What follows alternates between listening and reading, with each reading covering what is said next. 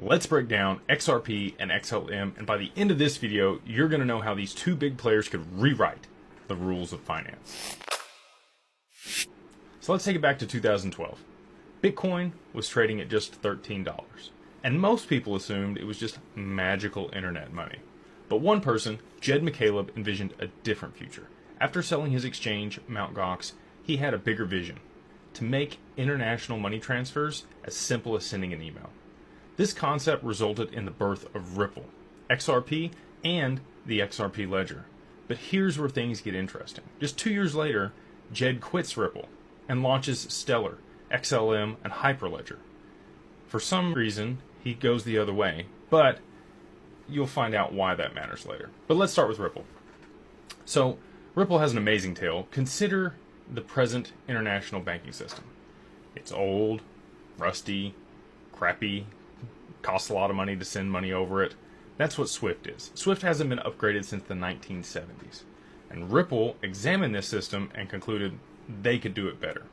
When a bank wants to send money overseas using traditional methods, first the bank has to pre-fund accounts in that opposite country, right? And they're going to have to hold that counterparty's currency. These are called Nostro Vostro accounts.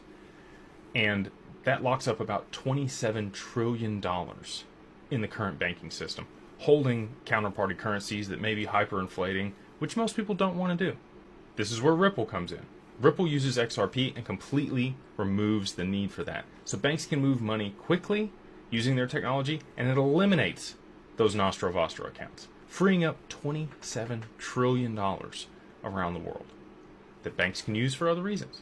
XRP's transactions settle in just 3 to 5 seconds. It costs less than a penny to send $1 million. Compare that to Bitcoin's 10-minute and traditional banking systems of 3 to 5 days. While Bitcoin can send 5 to 10 transactions per second, the XRP ledger can process up to 1,500 transactions per second. Now let's get technical, but I promise to keep things simple for you. Okay, so Ripple uses something called a consensus protocol. Consider it like an extremely efficient voting method. Instead of using miners to solve complicated math problems like Bitcoin does, Ripple uses validators to vote on transactions. And this is why some people call it a banker's coin. And it's also why banks like it. We can't discuss Ripple without addressing the elephant in the room, the SEC case. This was filed in December of 2020. The SEC came after Ripple, alleging that XRP was an unregistered security. However, as you know, the judge ruled that XRP was not a security when offered to retail investors, and with a new administration taking office, the market believes that this case will be resolved very shortly, which could push price of XRP much, much higher and open the way for additional institutional adoption.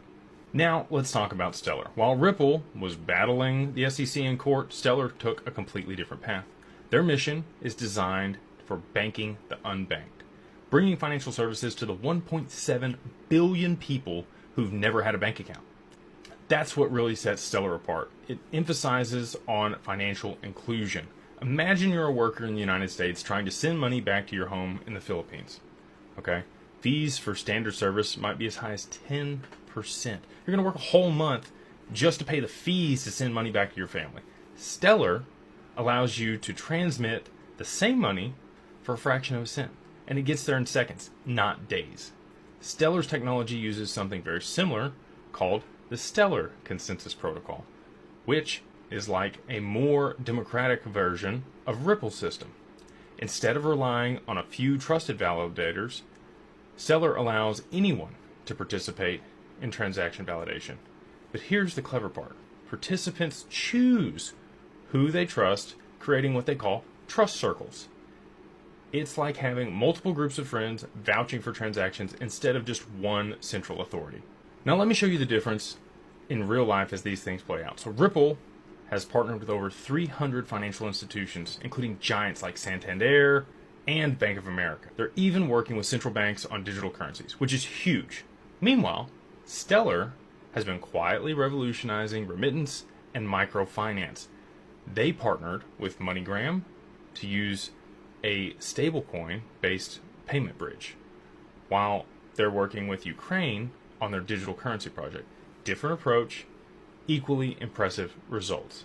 Looking ahead, both projects are positioning themselves for different versions of the future. Ripple is betting on institutional adoption, working with central banks, digital currencies, and interbank settlement. Their recent SEC victory puts them in a prime position to expand their banking partnerships here in the US. Now, Stellar is focusing on becoming a major platform for tokenized assets and retail cross-border payments. They're building what they call the Internet of Value, a network where money moves as freely as information does today. If you believe traditional financial institutions will continue to dominate and just need better technology, Ripple is probably the winner. For Ripple, they just want those systems to be faster, cheaper, and work better. While if you believe in financial democratization, then it's probably a better bet to bet on XLM, Stellar, and that might be more aligned with your vision.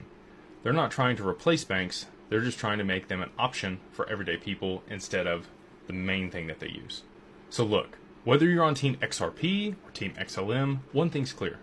The way we move money is changing forever. So drop a comment with your thoughts below. Are you betting on institutional adoption with Ripple, or do you believe Stellar's vision of financial inclusion is the way to go?